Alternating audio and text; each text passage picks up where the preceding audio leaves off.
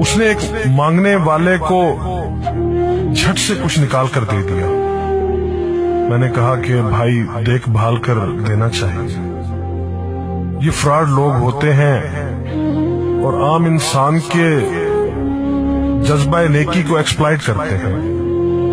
فرمانے لگے آپ نے وجہ فرمایا میں پہلے ایسا ہی کرتا تھا، پھر ایک واقعے نے میری دنیا بدل کر رکھ دی۔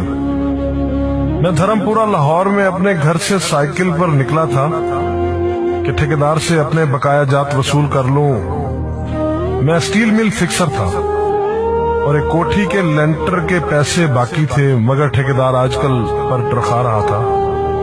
میں سائیکل پر جا رہا تھا کہ ایک شخص اپنا بچہ فٹ پاتھ کے کنارے لٹائے ہسپتال پہنچانے کے لیے ٹیکسی کا کرایہ مانگتا پھر رہا تھا۔ وہ کبھی کسی پیدل کا بازو پکڑ کر ہاتھ جوڑ دیتا، میرا بچہ بچا لیں، مجھے ٹیکسی کا کرایہ دے دیں۔ تو کبھی موٹر سائیکل والے کو ہاتھ دے کر روکتا، کبھی کسی کار والے کے پیچھے بھاگتا کہ وہ کار میں اس کے بچے کو ہسپتال پہنچا دے۔ کوئی رکتا تو کوئی نہ رکتا، جو رکتا وہ بھی اسے گھور کر دیکھتا اور آپ والی سوچ کر اسے ڈانٹتا، کام کر کے کھانے کی نصیحت کرتا اور آگے نکل جاتا۔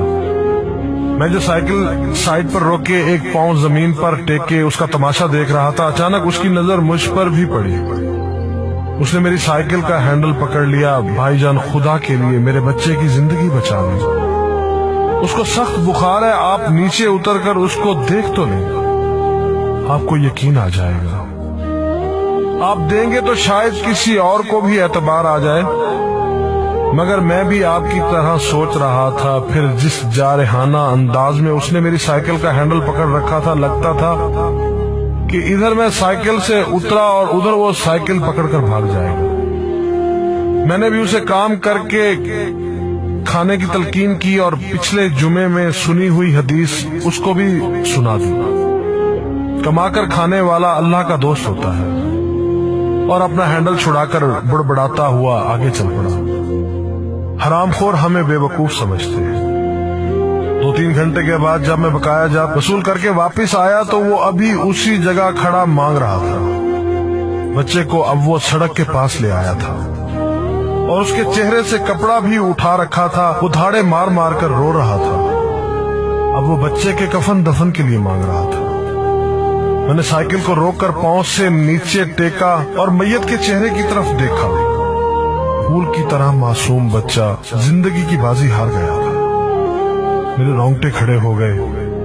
میں نے جیب میں جو کچھ تھا بقایا جات سمیت سب بغیر گنے نکال کر باہر پھینکا، اور اس سے پہلے کہ اس کا باپ میری طرف متوجہ ہو، سائیکل اس تیزی سے چلا کر بھاگا گویا سارے لاہور کی بلائیں میرے پیچھے لگ گئی ہوں۔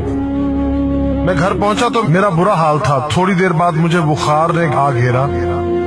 بخار بھی کچھ ایسا تھا گویا میرے سارے گناہوں کا کفارہ اسی بخار سے ہونا تھا۔ گھر والے مجھے ہسپتال کے لیے لے کر نکلتے اور میں چارپائی سے چھلانگ لگا دیتا۔ مجھے ہسپتال نہیں جانا تھا، میں اسی بچے کی طرح ایڑیاں رگڑ رگڑ کر مرنا چاہتا تھا۔ 2-3 دن کے بعد بخار کو تو آرام آ گیا، مگر میں ذہنی مریض بن گیا۔ مجھے لگتا گویا میرا اپنا اکلوتا بیٹا جو 3ری کلاس میں پڑھتا تھا وہ اس بچے کے کفارے میں مر جائے گا۔ میں نے بچے کا اسکول جانا بند کر دیا۔ بیوی کے بار بار اصرار کے باوجود میں بچے کو اسکول تو کیا دروازہ کھولنے بھی نہیں جانے دیتا تھا۔ 40 دن گزر گئے تھے اور بچے کا نام اسکول سے کٹ گیا تھا۔ وائف نے اپنے بھائی سے بات کی جو دبئی کی کمپنی میں کیشیئر تھا۔ اس نے مجھے باہر بلانے کے لیے پاسپورٹ بنانے کو کہا، مگر ایک تو میں شناختی کارڈ بھی پیسوں کے ساتھ نکال کر بچے کی میت پر پھینک آیا تھا، دوسرا میں خود بھی بچے کو اکیلا چھوڑ کر باہر نہیں جانا چاہتا تھا۔ وہ 40 دن قیامت کے 40 دن تھے۔ 40ویں دن 10 بجے کے لگ بھگ ہمارے گھر کا دروازہ بجا۔ دروازہ میں نے خود ہی کھولا اور سامنے اس بچے کے باپ کو دیکھ کر مجھے چکر آ گیا۔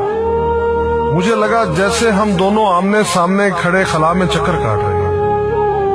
درمیان میں بچے کا چہرہ بھی آ جاتا۔ میری کیفیت سے بے خبر اس باپ نے مجھے دبوچ لیا اور پھوٹ پھوٹ کر رونا شروع کر دیا۔ وہ کچھ کہنے کی بجائے میری ٹھوڑی کو ہاتھ لگاتا اور اسے چوم لیتا، جبکہ میں پتھر کا بت بنے اس کی گرفت میں تھا کہ اچانک مجھے جھٹکا لگا اور میری چیخ کچھ اس طرح نکلی جیسے کسی کو پانی پیتے وقت اچھو لگ جاتا ہے اور پانی اس کے منہ اور ناک سے بہہ نکلتا ہے۔ میں اس بچے کے باپ کو سختی کے ساتھ سینے سے لگائے یوں رو رہا تھا گویا اس کا نہیں بلکہ میرا بچہ مر گیا ہے۔ ہمارے رونے سے گھبرا کر پورا محلہ اکٹھا ہو گیا تھا۔ آہستہ آہستہ 40 دنوں کا غبار نکلا۔ اس کو میں گھر میں لے کر آیا۔ محلے والے بھی آ گئے تھے جنہوں نے اس آدمی سے بہت افسوس کیا۔ کچھ دیر بعد اس نے اپنی جیب سے میرا شناختی کارڈ نکالا اور مجھے واپس کیا، پھر جیب میں ہاتھ ڈال کر کچھ پیسے نکالے اور میرا شکریہ ادا کر کے کہنے لگا کہ آپ کے پیسے بڑے برکت والے تھے۔ شاید آپ کے خلوص کی برکت تھی کہ میرے بہت سارے کام ہو گئے۔ سارے اخراجات کے بعد کچھ پیسے بچ گئے تھے، ان میں کچھ پیسے میں نے ادھار لے کر ڈالے ہیں، یہ آپ قبول کر لیجئے، باقی میں بہت جلد آپ کو واپس کر دوں گا۔ میں نے پیسے واپس لینے سے سختی کے ساتھ انکار کر دیا اور منت سماجت کر کے اسے پیسے رکھنے پر راضی کر دیا۔ اس کے بعد میں یہاں بطور اسٹیل فکسر آ گیا۔ میں جی جان سے کام کرتا تھا۔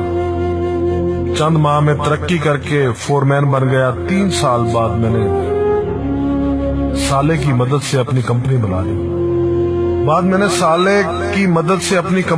لی۔ اور اس بچے کے والد کو بھی اپنی کمپنی میں بلا لیا۔ آج وہ میری کمپنی میں فورمین ہے۔ اس بچے کے بعد اللہ نے اس سے 2 بیٹوں اور 1 بیٹی سے نوازا ہے۔ میں اسے آپ سے ملواؤں گا، مگر اسے سائیکل والا قصہ مت بیان کیجیے۔ وہ آج تک نہیں پہچانا کہ میری سائیکل روک کر اس نے مجھ سے سوال کیا تھا۔ وہ مجھے ولی اللہ سمجھتا ہے جس نے اس بچے کی لاش دیکھ کر سب کچھ نکال کر دے دیا۔ قاری صاحب، اس دن کے بعد میں کسی کو خالی ہاتھ نہیں لوٹاتا۔ قاری صاحب، اس دن کے بعد میں کسی کا ہاتھ خالی نہیں لوٹاتا۔ تھوڑا سا دینے سے نہ وہ امیر ہوتا ہے اور نہ میں غریب ہوتا ہوں۔ بس دل کو تسلی ہوتی ہے کہ میں اس بچے کا خون بہا ادا کر رہا ہوں۔ رہ گئی لوٹنے کی بات تو قاری صاحب، ہمیں کون نہیں لوٹتا؟